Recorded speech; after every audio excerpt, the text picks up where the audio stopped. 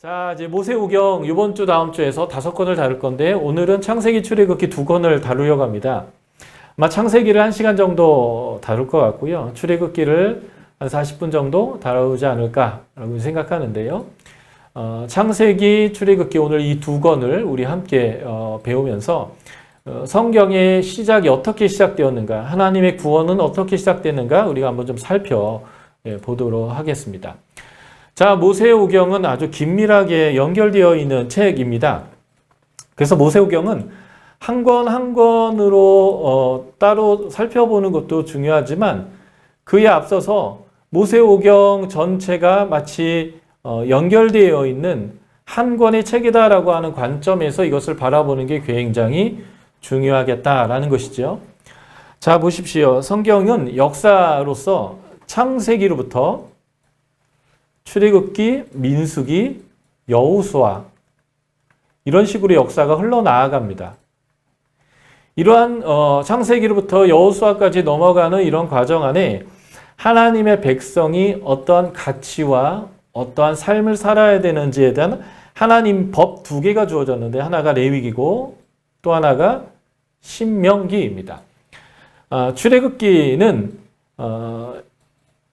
1446년 1월 14일 날 출애굽을 해서 애굽을 떠나는 얘기가 있는데 거기로부터 출애굽기가 어디로 끝나냐면 그 다음해인 1445년 1월 1일로 해서 이 출애굽기가 끝나게 됩니다.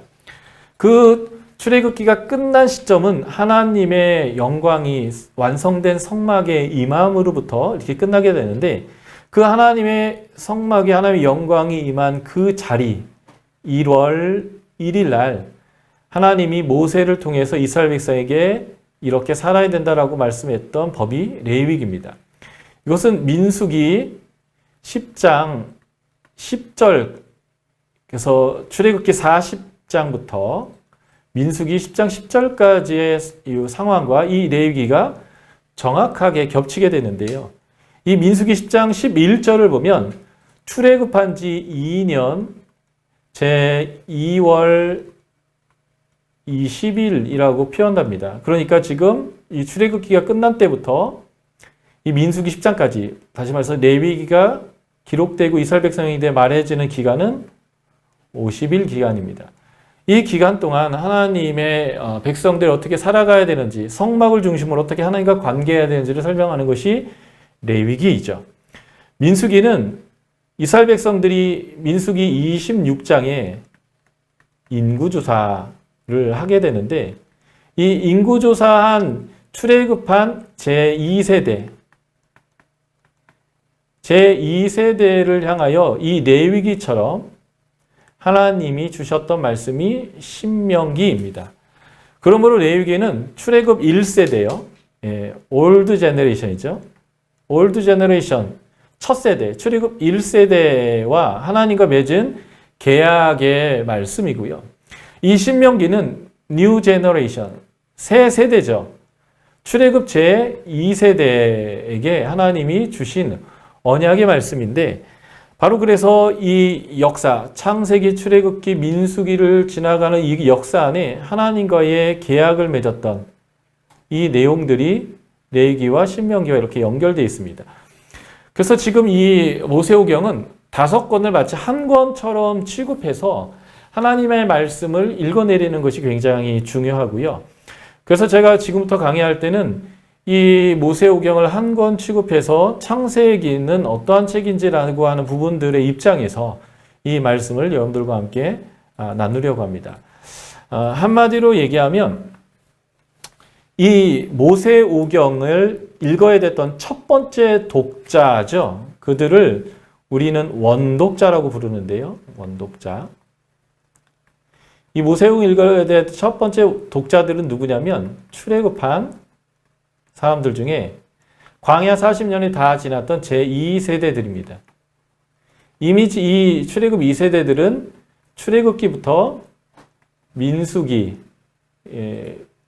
다 연결돼서 경험하는 사람들이에요. 물론 이 중간에 레위기와 신명기라는 율법도 주어지는데 이 하나님과의 역사와 율법을 다 알고 있는 사람들의 입장에서 지금 창세기가 기록되고 있다라고 보시면 좋겠습니다. 자, 이제 창세기를 한번 들어가 볼게요. 창세기 하면 우리가 어떤 생각이 들까요? 하나님이 세상을 창조했다. 하나님이 세상의 모든 만물, 물질을 만들었다라고 하는 것에 우리 생각이 이름 때문에 딱 꽂히죠. 그런데 창세기의 원독자의 입장에서 가장 중요한 내용은 하나님이 세상의 물질을 만들었다가 아니라 하나님의 백성의 정체성입니다. 창세기를 여러분들이 저랑 강의를 듣고 난 이후에 떠오르는 가장 중요한 단어는 하나님이 물질을 만들었다가 아니라 정체성이라고 하는 것으로 연결시켰으면 좋겠습니다. 그래서 여기서 제가 두 가지의 개념을 여러분들에게 한번 나누려고 하는데요. 하나는 이거죠. 창세기는 하나님의 구원이 시작되는 책입니다. 여기서 구원이라는 단어가 있죠. 이 구원이란 단어와 창조라고 하는 단어는 이 창세기를 포함한 구약 성경에서는 같은 개념이다라고 여러분들이 이제는 이해하셔야 됩니다. 우리는 구원하면 영혼이 구원된다.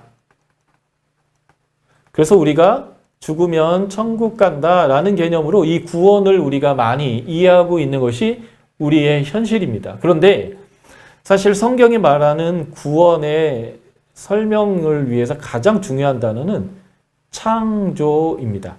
이 말은 무슨 말이냐면 하나님이 처음 세상을 만드셨다라고 하는 이 창조 자체가 뭐냐면 우리가 지금 하나님으로부터 예수 그리스도의 피로 말미암아 얻으려고 하는 누리려고 하는 구원을 하나님께서 만드셨다. 그러니까 창조는 구원을 만드신 거예요. 사실 말하면 잃어버린 그 안식을 되찾는 것이 구원인데 창조는 그 하나님의 안식이 우리에게 피조물들에게 주어졌다라고 하는 개념이라는 거죠. 그래서 창조와 구원은 같은 단어입니다. 자, 고린도후서 5장 17절을 보면 그런즉 누구든지 그리스도 예수 안에 있으면 새로운 피조물이라 라고 얘기합니다. 이 새로운 피조물이 영어로 보면 new creation인데요. 새롭게 창조된 창조물이라는 거예요.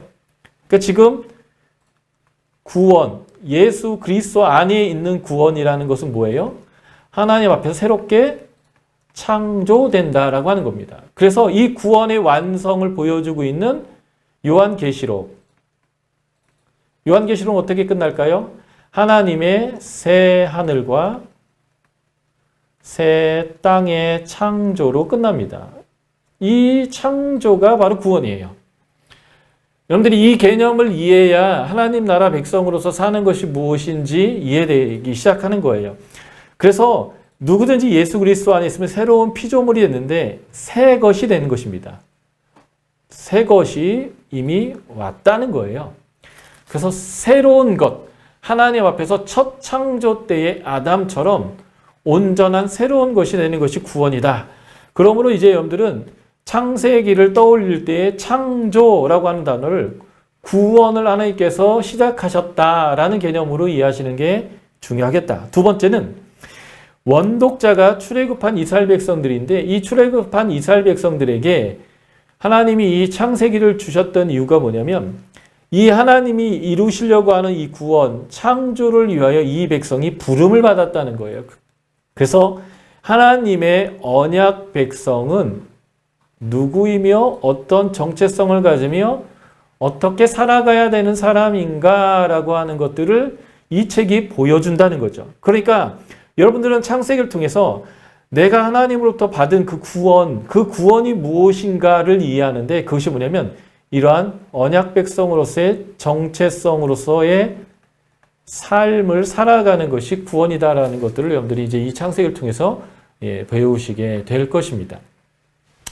제가 지금 이 창조와 구원 그리고 언약 백성의 삶, 새 것이 되었으니까 그 새로운 것에 대한 삶이 필요하죠.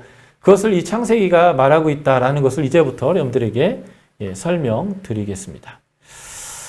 자, 창세기의 구조로부터 제가 출발해 보겠습니다.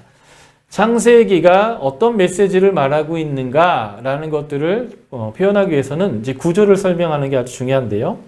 창세기는 크게 두 부분으로 나뉘어져 있습니다. 자, 1장부터 12장까지요.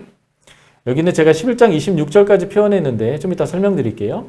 12장까지가 하나님의 창조, 이게 구원이라고 했죠. 하나님의 구원. 이 창조와 타락이 이 두 번 반복되고 있는 것이 1장부터 12장의 내용입니다. 첫 번째 하나님의 구원이 어떻게 시작했냐면 창조를 통해서 시작됐는데 인간이 선악을 알게 하는 나무의 실과를 따먹음을 통해서 이 창조가 디크레이션, 창조가 뒤집어졌죠. 타락이 되어졌습니다.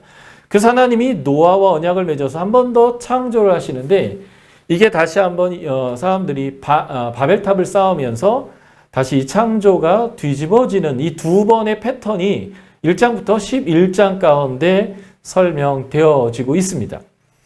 이것이 아주 중요한데요. 구원을 왜 하나님이 주시려고 하는가라고 하는 설명이 여기에 있는 것입니다.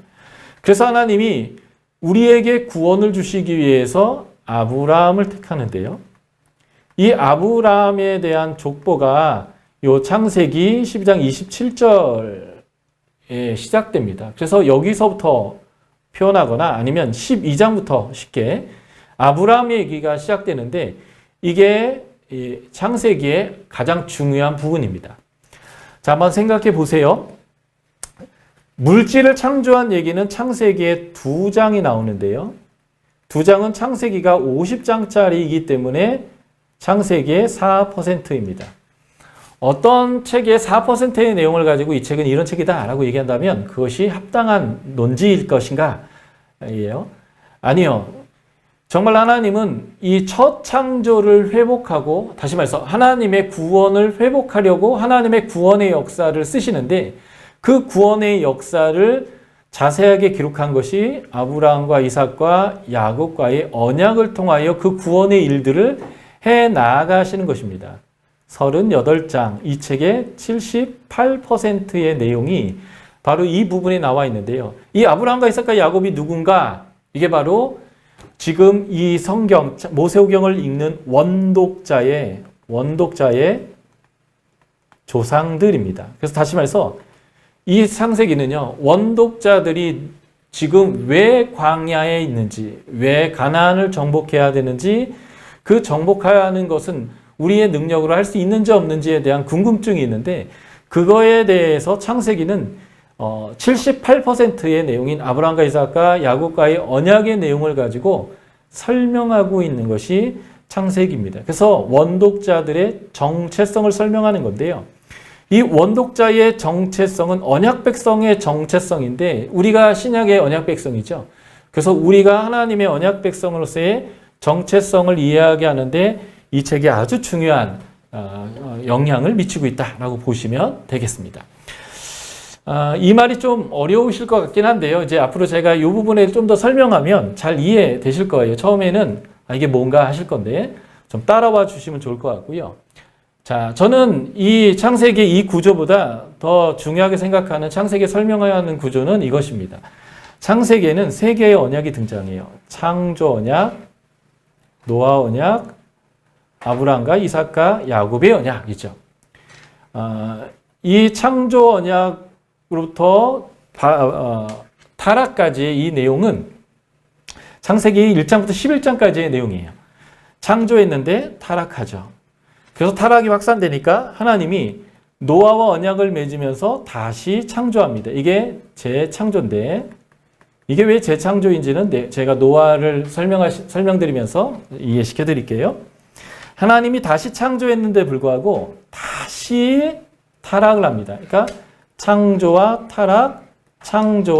타락이라고 하는 이 두 번의 패턴을 설명하면서 하나님이 우리에게 구원을 주시려고 하는데 우리는 그 하나님의 구원을 거절했다. 이게 두 번의 타락을 통해 설명하는 내용입니다. 그래서 하나님이 우리에게 그 온전한 구원을 회복시키기 위해서 한 사람을 택하고 한 민족을 만들어서 그와 함께 구원의 역사를 쓰시는데 그게 아브라함과 이삭과 야곱과의 언약입니다. 그래서 저는 그 창세기를 설명하는 가장 중요한 구조를 방금 여러분들에게 보여드렸던 이 구조로 설명하는데요. 창세기는 세 개의 언약으로 되어져 있다는 거예요. 그래서 이 세 번째의 언약을 통해서 하나님이 하나님의 나라를 회복하고 재창조하게 되는데 그 하나님 나라가 무엇일까요? 예, 가나안에서 세워지는, 하나님이 가나안을 정복하시고 그 가나안에서 세우는 하나님의 나라입니다. 그래서 창세기 12장 아브라함을 부르신 사건부터 여호수아 24장까지가 하나님의 나라를 세우는 얘기입니다. 그 하나님의 나라를 세우는 과정과 하나님의 일들을 설명하고 있는 책이 바로 모세오경이다라고 여러분들 보시면 좋겠고요. 자, 차근차근 처음부터 다시 한번 설명해 볼까요? 창세기의 원독자는 누구일까요? 예, 창세기를 읽어야 되는 사람들은 누구냐면 출애굽해서 광야에 나와 있는 사람들입니다. 그들이 출애굽해서 광야에 나와 있는데 안타깝게도 하나님 계획과는 상관없이 1년 반이면 가나안 땅에 들어가 정복해서 그 땅을 차지할 하나님의 계획이 이 백성의 불순종을 통해서 민수기 13장, 14장에 가데스 바네아에서 정탐을 40일 하고 왔다가 안 되겠습니다. 우리는 그 땅 차지할 자신이 없습니다라고 하나님의 능력을 신뢰하지 못하고 거절했던 사람들 때문에 그들이 광야에서 40년을 살 수밖에 없는 상황이 발생했어요. 그 광야 40년 동안 출애굽 첫 세대들은 광야에서 다 죽어갔고요. 그 광야에서 새롭게 태어난 사람들이거나 출애굽할 때에 20살 미만이어서 민수기 1장에서 인구조사에 포함되지 않았던 사람들, 그 사람들이 이제는 가나안 땅을 정복해야 될 대상들인데, 주체들인데 그 사람들이 내가 그 땅을 왜 정복해야 되는지, 왜 우리는 지금 이 광야에서 맴돌고 있는지, 그리고 하나님이 그 땅에 들어가라고 하는데 우리는 그 땅을 차지할 수 있는 사람들인지, 이거에 대해서 그들이 궁금해하기 시작했죠. 그래서 그 사람들에게 하나님이 말씀을 주셨는 게 바로 그것이 모세오경이다라고 보시면 되겠습니다. 그래서 출애굽기를 에서 출애굽한 사람들은 원독자가 되지 못해요. 그 다음 세대들이 원독자들인데 왜 제가 이렇게 얘기하냐면요. 출애굽기 16장 만나를 하나님께서 주신 내용을 보면 40년 동안 만나 먹었다라는 표현이 나옵니다. 민수기에는 당연히 40년째 해까지 다 설명하고 있고요. 신명기는 40년째의 11월에 이스라엘 백성에게 주신 말씀이에요. 그러니까 출애굽기, 민수기, 신명기 모두는 40년째 해를 이미 경험한 사람이 기록하고 있다라고 말하고 있는 거예요. 그러니까 지금 이 성경을 읽어야 되는 첫 번째 독자는요, 광야 40년을 이미 살고 난 이후의 사람들이 이 성경의 원독자가 되겠다라는 겁니다. 그래서 이 원독자들은 가나안 땅을 들어가기 직전의 상황에 놓여 있는데 그들에게 있어서 퀘스천이 있어요. 질문이 있습니다. 40년 동안 광야에서 살았던 사람들이 갑자기 전쟁을 해야 되는데요. 이 전쟁을 해야 되는 대상 중에는 아낙 자손이 있습니다. 근데 그의 아버지들은 이 아낙 자손을 보면서 믿음을 잃었거든요.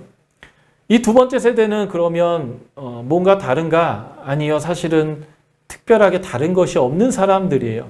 그 사람들이 다시 질문하는 거죠. 우리가 이 전쟁을 왜 해야 합니까? 우리는 왜 여기에 있습니까? 우리는 그 전쟁을 이길 수 있습니까? 없습니까? 라고 할 때에 너희들이 누구인지에 대한 정체성을 주기 위하여 창세기가 기록됐습니다. 창세기는 이렇게 얘기하는 거죠. 하나님과 언약 맺은 백성.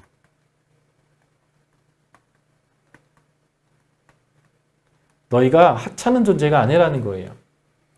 우리는 광야에서 태어나서 배운 것도 없고요. 가진 것도 없고요. 할 줄 아는 것도 없고요. 우리는 오합지졸입니다. 낮은 자존감을 갖고 있는 사람들에게 아니야, 너희가 생각하는 너희가 너희의 본질이 아니고 내가 너희를 향하여 가지고 있는 계획과 내가 생각하는 너희가 정말 너가 생각해야 될 정체성이야 라고 하는 것을 보여주는 책이 창세기입니다. 그래서 창세기는 이 백성의 정체성을 설명할 뿐만 아니라 이 정체성을 통해서 가나안 정복은 너무 확실하고 정당한 거다라는 것들을 설명해 주는 거예요. 그래서 너희들은 단순히 노예의 후손이거나 광야의 불황자들, 한량이 아니라 하나님이 인정해 주시는 의인의 후손이고 하나님이 택하셔서 사명을 주었던 존귀한 백성이다라는 것을 설명하는 거죠. 그렇기 때문에 이 백성의 정체성을 위해서 무엇이 많이 등장하냐면 족보가 많이 등장하는 거예요. 창세기 5장에 아담 셋으로부터 노아까지 연결되는 족보가 등장하고요. 그리고 10장과 11장에 두 번 반복해서 셈의 족보가 등장하는데 셈으로부터 아브라함까지 족보가 등장하죠. 그리고 이 아브라함과 이삭과 야곱과 요셉의 족보가 등장하는데 이 안에 자신의 조상들이 하나님과 어떻게 관계했는가,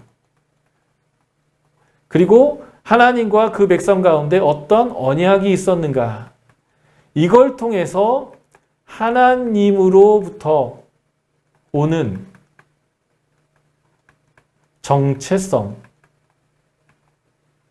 이것을 이 백성이 갖도록 하는 것, 이게 바로 창세기의 기록 목적이죠. 그래서 창세기에는 족보가 많이 등장합니다.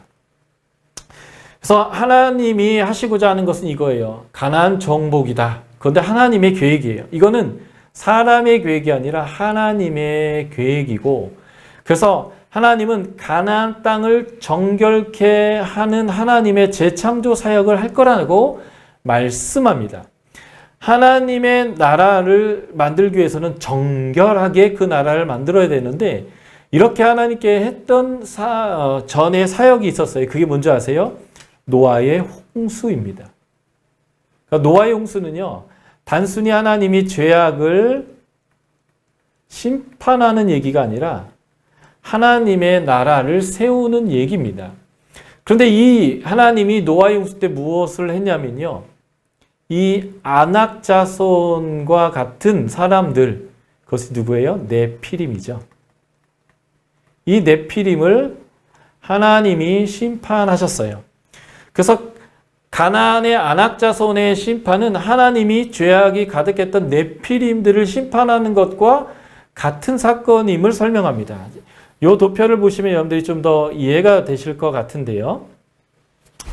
노아의 홍수 심판과 가나안 정복 사건은 하나님이 하시고자 하는 동일한 사건입니다. 그래서 이 이스라엘 백성이 가나안 정복을 어떻게 해야 되는지를 이 노아의 홍수 심판을 통해서 설명하는 거죠. 왜 하나님이 홍수로서 심판하셨을까요? 그것은 죄악이 세상에 가득했기 때문에 그래요. 생각하는 것마다 악하고 죄악이 가득했습니다. 그런데 지금 가나안도 마찬가지라는 거예요. 가나안이 얼마나 죄가 가득했는지를 레위기 18장과 신명기 9장에서 말씀해 주고 있는데, 레위기 18장을 여러분들이 한번 펴서 한번 살펴보십시오. 한 장 전체가 이 가나안 사람들이 얼마나 음란하고 죄악에 가득했는지를 설명하고 있는데, 그 죄악이 얼마나 가득했는지 24절, 25절에서 얘기하는 거죠. 그들의 이러한 성적인 일로, 이 모든 일로 스스로 더럽혀지 말라. 너희는 내가 너희 앞에서 쫓아내는 족속들이 이 일로 말미암아 더러워졌다.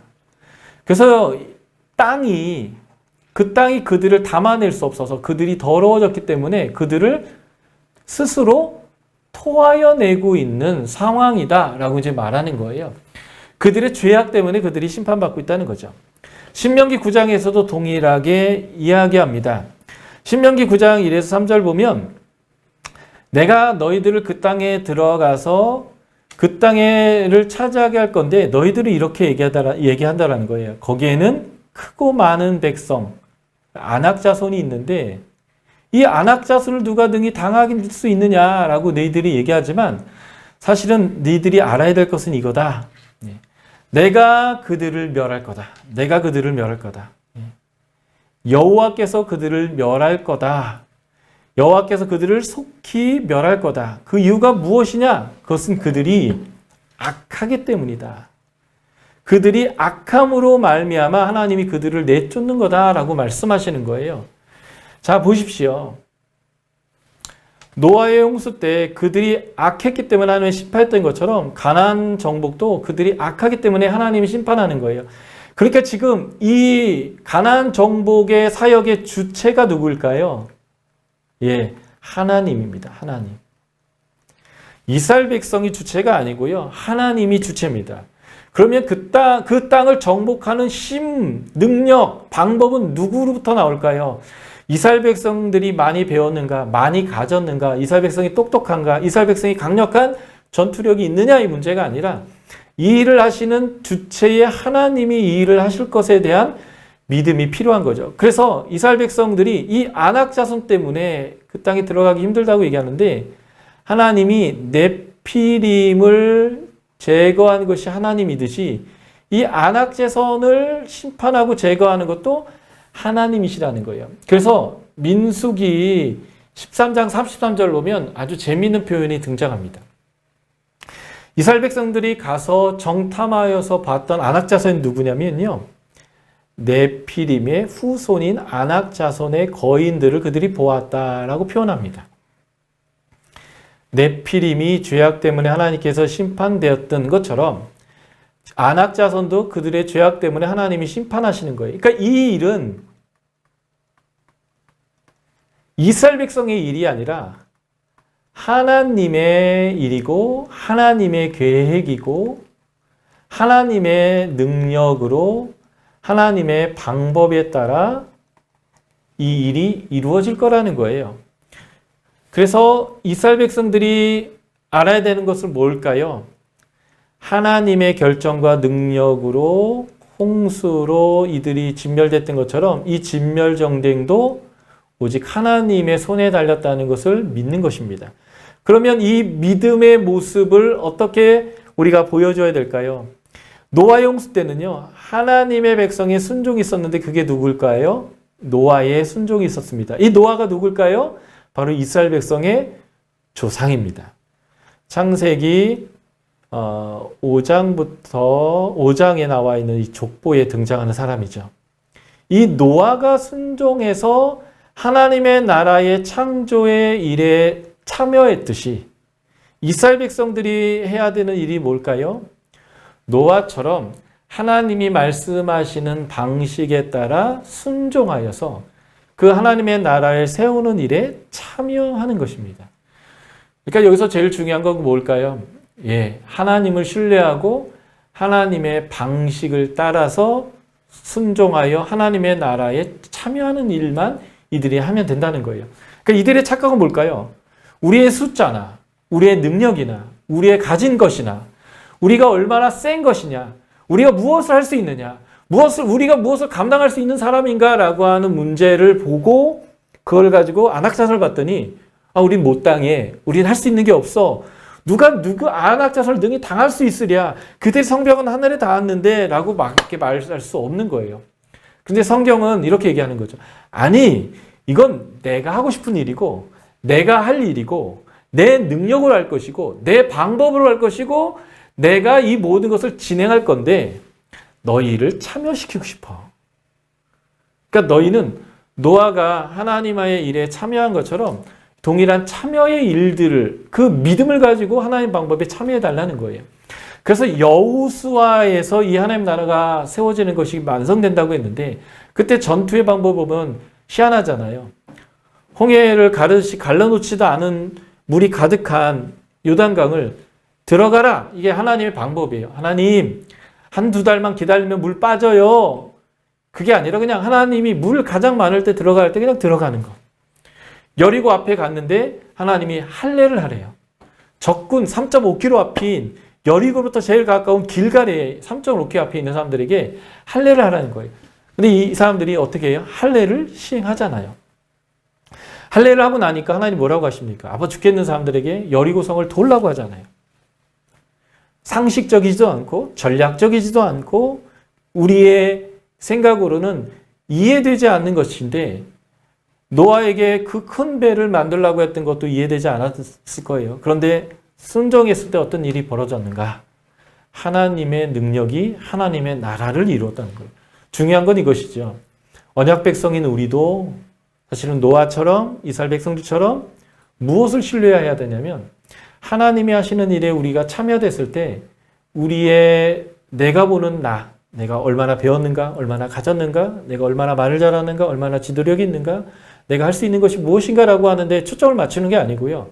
하나님이 무엇을 하시려고 하는가.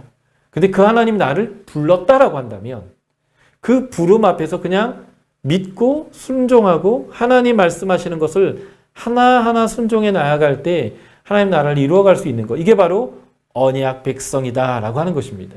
이게 이제 창세기의 원독자들에게 보여주는 핵심 메시지예요. 그래서 창세기에는 뭐가 많이 등장하는가? 족보가 많이 등장해요. 그래서 이 족보라는 단어가 히브리어로 이제 나올 때는 텔레도트라고 하는 이 단어가 반복해서 10번이나 등장합니다. 10번. 이게 이제 히브리어를 읽을 줄 알면 좋겠는데 우리가 그렇지 못하더라도 일단 2장 4절부터 포함해서 10번에 걸쳐서 텔레도트라는 이 단어가 나오면서 족보, 내력 이런 것은 이제 번역되는데 이 족보가 이렇게 많이 나오는 게 이유가 뭐예요? 예, 원독자, 출애굽한 2세대 사람들이 너희가 누구인지에 대한 정체성을 설명해 주기 위해서예요. 그래서 이 족보에 속해 있는 아담, 노아, 셈, 아브라함 그리고 야곱과 같은 사람들과 하나님이 어떻게 관계하셨느냐예요. 이들이 어떻게 하나님께 반응했느냐가 아니고요. 사실은 이들에게 하나님이 어떻게 행하셨는가 그리고 이들과 하나님이 언약을 맺었다는 것. 그래서 그 언약의 근거에서 이 백성을 하나님이 이끄셨다라고 하는 것에 포커스를 맞춰서 하나님의 백성의 정체성이 무엇인지를 설명하는 책이 바로 이 창세기다라고 보시면 좋겠습니다. 자, 창세기가 얼마나 중요한지를 다시 한번 설명드릴게요. 창세기는 성경 전체의 서론과 본론을 포함하고 있는 책입니다.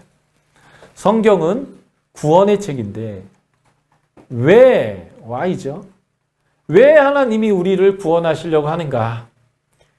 그것을 설명할 때 창세기 1장부터 11장은 두 번의 창조와 타락을 통해서 하나님이 우리에게 하나님 나라를 주셨지만 우리가 그 하나님 나라를 거절했다는 얘기를 두 번 반복합니다. 다시 말해서 하나님의 영광, 예배와 하나님과의 친밀함이라고 하는 이 하나님의 나라의 양태를 상실합니다. 이걸 우리에게 다시 주고 싶어서 하나님이 하시는 일이 뭘까요? 그것이 바로 구속사예요. 그래서 그 구원의 역사의 출발이 바로 아브라함을 불러서 이스라엘이라고 하는 하나님의 나라를 창조하는 이야기를 가지고 하나님의 구원의 역사를 쓰기 시작하는데 이게 창세기 12장부터 여호수아 24장까지 한 패턴으로 이 하나님 나라의 역사를 쓰시는 거예요. 그런데 다시 사사들 시대에서 타락을 해서 또 하나님이 그것을 회복하는 역사, 이것을 몇 번 반복하게 되는데 결국 하나님은 옛 이스라엘과 새 이스라엘이라고 하는 신약의 교회를 통해서 하나님의 나라의 구속사를 쓰시게 되고 그 마침이 요한계시록 새 하늘과 새 땅을 창조하는데 그 새 하늘과 새 땅의 핵심이 뭐예요? 하나님의 영광이 거기 있는 것입니다. 그 하나님의 영광이 있기 때문에 거기에는 예배가 있고 하나님과의 친밀함이 있는데 바로 이 처음의 창조, 창세기 1장, 2장에 있었던 그 처음의 창조를 회복하는 역사가 바로 요한계시록의 새 창조입니다. 그래서 창세기는요, 성경의 서론과 본론을 다 품고 있는 아주 중요한 책입니다. 그래서 이 창세기를 이해하면 요한계시록까지 이해할 수 있는 굉장히 중요한 대로가 열리게 되는데, 자, 한번 보실까요? 창세기에 나오는 창조의 이야기와 요한계시록에 나오는 새하늘과 새 땅을 제가 비교해 봤더니 똑같은 얘기를 하고 있더라라는 것을 우리가 발견하게 됩니다. 물론 남유다가 멸망하고 바벨론 포로로 끌려갈 때에 하나님이 예수 그리스도를 통해서 새 언약 그리고 새로운 성전을 주시는 구원의 얘기를 할 때도 그게 에스겔서인데 거기서 표현되는 이 표현법도 창세기의 에덴 동산과 새하늘과 새 땅과 똑같더라라고 하는 것을 우리가 발견할 수 있습니다. 이 말은 무슨 말이냐? 첫 창조 때에 하나님이 주시는 하나님의 나라를 우리가 이해하면 우리는 신약 백성으로서 우리의 구원을 이해하는데 그 가장 중요한 본판, 원판을 우리가 이해할 수 있게 된다라는 거예요. 그래서 제가 같은 색깔로 조금 연결시켜 놨는데요. 이게 여러분들이 헷갈리니까 범주를 좀 나눠서 이렇게 보이도록 하겠습니다. 자, 에덴 동산에서 가장 중요한 게 뭔지 아세요? 그 핵심은 하나님이 거기 있다는 것입니다. 구원의 핵심은요, 하나님과 친한 것입니다. 친밀한 거예요. 그래서 여기에 에덴 동산에 하나님께서 거니셨습니다. 이 거닐었다라고 하는 이제 히브리어가 할라크인데요. 하나님과 동행했다라고 번역되는 단어예요. 그러니까 에덴 동산은 하나님과 사람이, 하나님과 자연 만물이 함께 동행하고 함께 거주했던 곳이 핵심입니다. 그래서 에스겔서에 보면 그 새롭게 세워지는 하나님 도성의 이름이 뭐예요? 여호와가 거기 계시다라는 뜻의 여호와 삼마이고요. 이 에스겔이 봤던 에덴 동산의 회복의 그림이 이 요한계시록인데 이 새하늘과 새 땅의 핵심이 이거예요. 하나님이 저들과 함께 거하신다. 하나님의 영광이 거기 있다. 그래서 여기에는 성전이 없어요. 왜냐하면 하나님과 어린 양이 성전의 역할을 하시기 때문에 하나님이 거기 거하신다는 거예요. 성전의 핵심은 하나님의 임재이기 때문에 이것이 하나님의 나라의 가장 중요한 특징입니다. 그러니까 구원은 뭐냐? 하나님과 친밀함을 누리는 겁니다. 그러니까 우리는 죽어서 천국 가서 고통 없는 삶을 살겠다라는 구원 개념은 너무 좁은 구원 개념이에요. 성경에서 말하는 구원의 개념은요, 하나님, 나라, 백성 되는 것입니다. 하나님 나라 백성의 가장 큰 특징은 하나님과 동행한다는 거예요. 친밀함이라는 거죠. 이것을 이해해야 우리가 이 땅에서 하나님 나라 백성으로 사는데 굉장히 큰 도움을 얻습니다. 자, 에덴 동산의 또 중요한 특징은 뭘까요? 하나님으로부터 생명의 근원이 흘러나온다는 거예요. 이것을 요한계시록 이렇게 표현합니다. 어린 양의 보좌로부터 물이 흘러나와요. 그것이 에스겔서에서는 성전에서 이 보좌로부터 나온 물이 문지방울을 흘러나옵니다. 그래서 사해를, 죽음의 바다를 생명의 바다로 살리는 거죠. 그러니까 하나님의 임재 자체가 복이란 뜻이에요. 임재로부터 복이 나오니까 거기에는 생명나무 실과들이 가득한 낙원의 모양이 이루어지는 거죠. 그리고 하나님 나라의 중요한 특징은 사람들이 보기에 좋은 것들, 보석들이 가득하다는 것입니다. 그래서 새하늘과 새 땅에 보면 보석들이 가득하죠. 그런데 그것이 마치 정사각형의 성읍, 에스겔에서 봤는데 이것을 입체로 끌어내면 정육면체예요. 이 정사각형 정육면체는 어떻게 보면 그 성막의 지성소를 뜻하기도 해요. 하나님이 계신다라는 것을 의미하죠. 그래서 이런 내용들을 종합해서 봤더니 우리가 알 수 있는 것이 이거죠. 에덴 동산은 하나님 나라, 이걸 제가 구원이란 단어를 이걸 아예 바꿔버릴 거예요. 구원은 자꾸 천당, 천국, 죽어서 하늘에 가서 누리는 안식으로 자꾸 좁히니까요. 이 개념이 아니라 구원은 하나님의 나라에 들어가는 거고 하나님 나라 백성 되는 것인데 바로 이것이 성경에서 일관되게 하는 에덴 동산적인 표현이고 이것이 바로 하나님 나라를 설명하는 원형이 된다는 거예요. 그래서 이사야서도 새 하늘과 새 땅이란 말을 처음 쓴 성경인데 그 이사야서조차도 이 에덴 동산적인 표현을 쓰는 거죠. 육식동물과 초식동물이요. 이리와 어린 양, 표범과 어린 염소, 그리고 사자와 살찜 짐승. 이게 함께 할 수 없는데 이게 함께하는 세상이에요. 아이들이 독사굴에 손을 넣어도 어려움이 없죠. 여기에는 해함도 상함도 없는데 여기서 가장 중요한 개념은 이거죠. 물이 바다 덮음같이 여호와를 아는 지식이 세상에 충만한 것. 하나님을 다 알아요. 다 안다. 이게 예레미야서 31장 31에서 34절에 새 언약의 가장 중요한 특징이죠. 여호와를 알라 할 필요 없는 거. 이게 이제 에덴 동산의 가장 중요한 표현이에요. 하나님과 친하고 동행하고 거기에는 그래서 육식동물과 초식동물이 하는 해함이 없는 곳이죠. 이것을 이사야서 65장에서는 새 하늘과 새 땅을 창조한다라고 표현했고요. 거기에는 즐거움이 가득합니다. 기쁨이 가득해요. 거기에는 우는 소리가 없습니다. 이게 이제 에덴 동산을 표현하는 방식이에요. 그것은 하나님과 우리가 너무 친밀하기 때문에 우리가 부르기 전에 하나님이 먼저 응답하십니다. 이 말은 뭐냐면 우리가 왜 부르는지를 이미 알고 계신다라는 거예요. 예.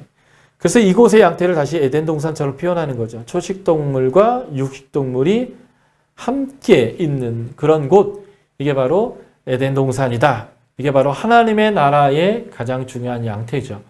그러니까 이제 다시 정리하자면 창조는 이 자체가 구원의 원판인데 무엇을 했냐? 창조는 물질을 만든 것이 아니라 실제로 하나님 물질을 만드셨어요. 그런데 창세기에서 창조를 설명하려고 하는 것은 하나님이 물질을 만들었다는 인포메이션, 정보를 주려고 하는 게 아니라 창조는 무엇인가? 하나님의 나라를 하나님이 세웠다.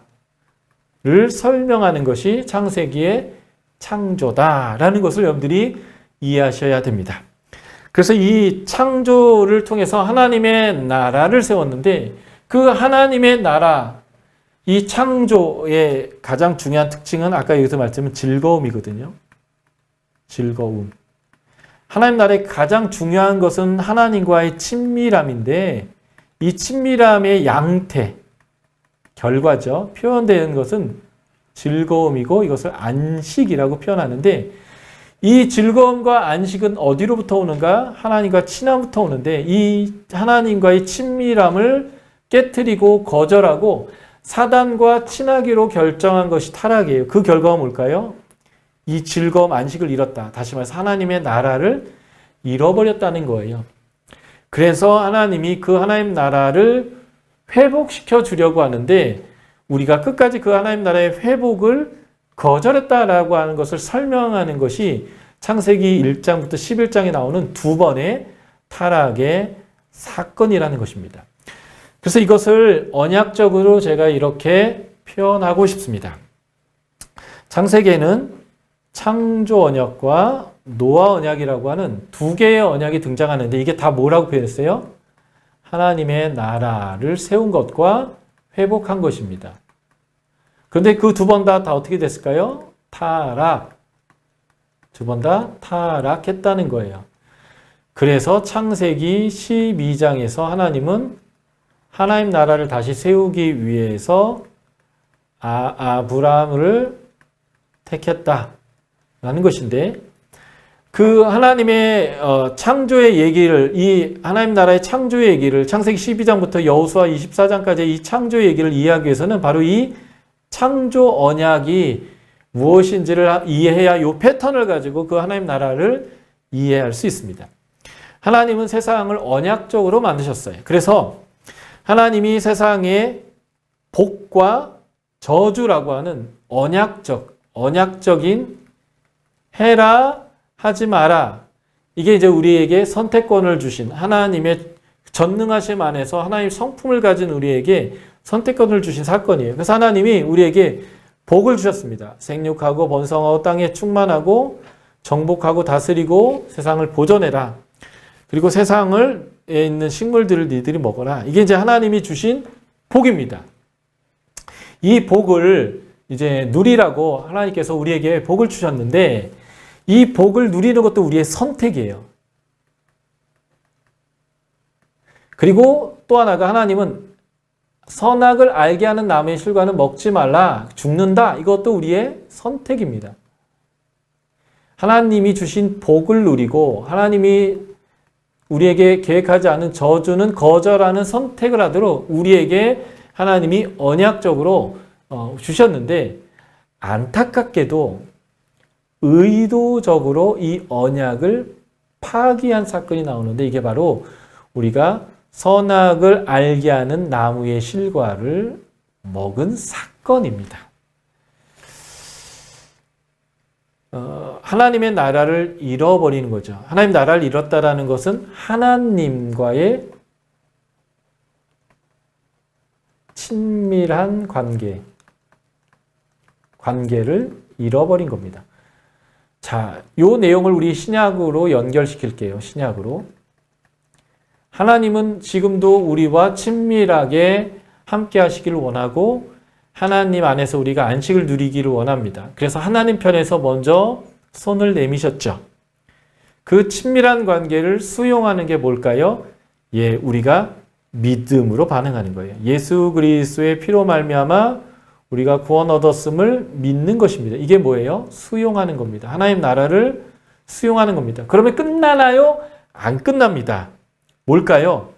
하나님이 우리가 마음껏 누리라는 복과 우리가 선택하지 말아야 될 저주의 길이 우리의 앞에 있습니다. 이걸 위해서 우리가 뭘 해야 할까요? 순종을 해야 합니다. 하나님이 하라는 것을 선택하고 하지 말라는 것을 선택하지 않는 삶을 지금 우리가 살아야 합니다. 이게 바로 순종이에요. 이게 이스라엘 백성들이 가나안을 정복한 다음에 끝난 게 아니라 그들이 그 가나안 정복 이후에 해야 할 일이 있습니다. 그게 뭘까요? 예, 하나님과의 언약 관계 안에서 주신 하나님의 율법이 하라는 것과 하지 말라는 게 있어요.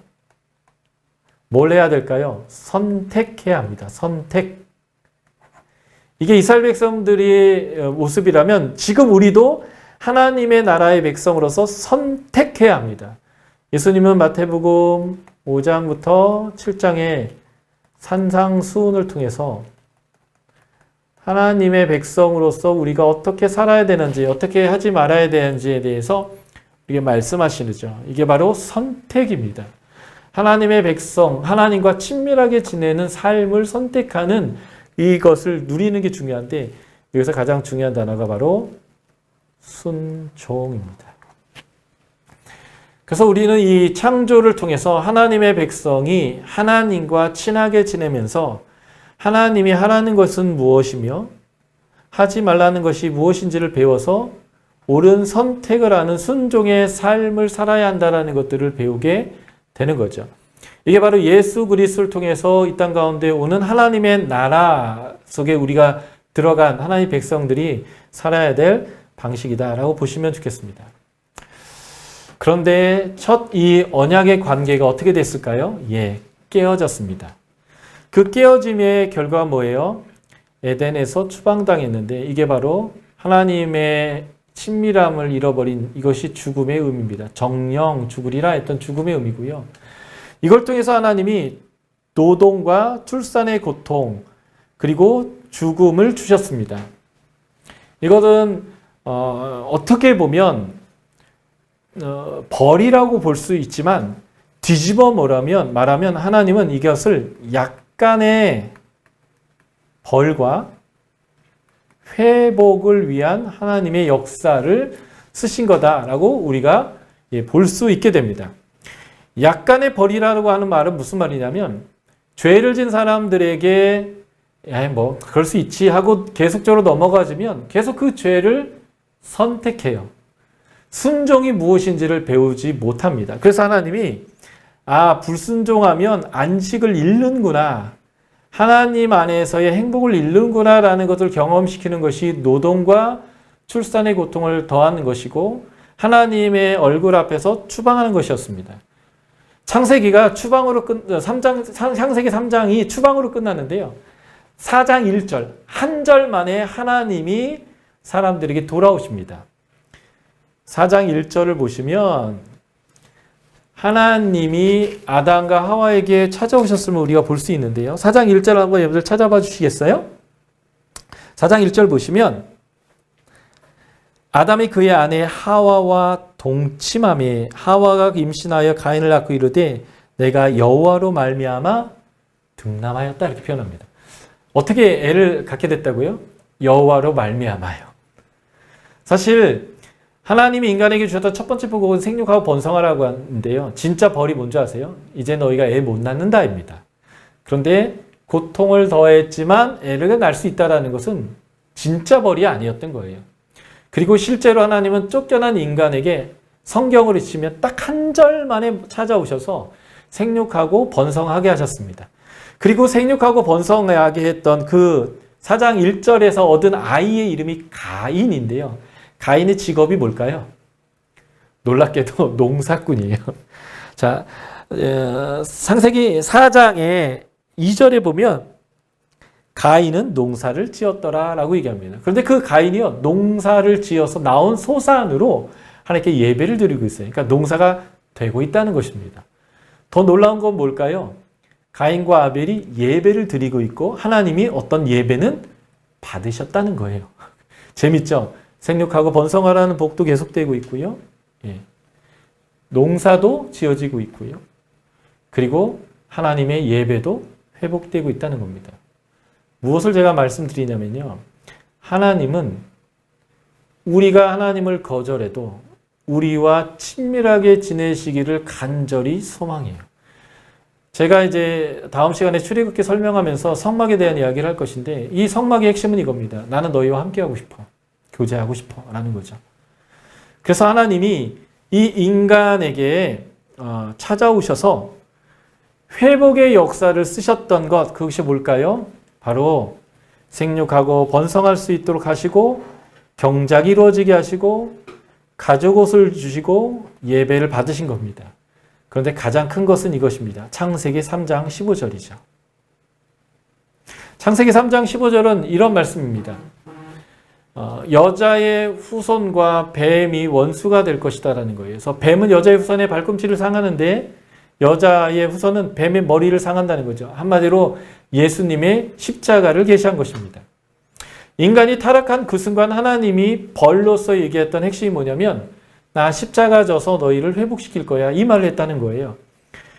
이 말은 무슨 말이냐면 하나님은 인간을 창조할 때부터 선택권을 줄 때 잘못 선택할 수 있을 수도 있는데 잘못 선택하더라도 나는 너희를 끝까지 내 백성으로 되돌리겠다라고 하는 하나님의 의지를 가지고 우리에게 선택권을 줬다는 거예요. 이게 바로 창조 언약이고 이게 하나님 나라의 비밀입니다. 예수 그리스도께서 십자가에서 죽으셨죠. 부활하셨죠. 승천하셨죠. 세계 모든 만물의 주권을 가지셨죠. 그러면 하나님 나라가 회복된 거잖아요. 그런데 왜 우리에게 성령을 주시고 우리로 하여금 제자 삼는 사역을 하라고 하시고 땅끝까지 복음을 증거하고 제자 삼으라고 했을까요? 하나님은 혼자 하고 싶지 않으신 거예요. 처음 창조 때부터 지금 마지막에 새하늘과 새 땅의 창조 때까지 하나님 늘 우리와 함께 하시기를 원하십니다. 그래서 하나님은 우리에게 선택권을 주시는 창조 언약을 주셨고 우리가 만약에 실패하고 우리가 타락하더라도 되돌리겠다라고 하는 것, 이것이 하나님 나라의 중요한 원리였다라고 하는 것이죠.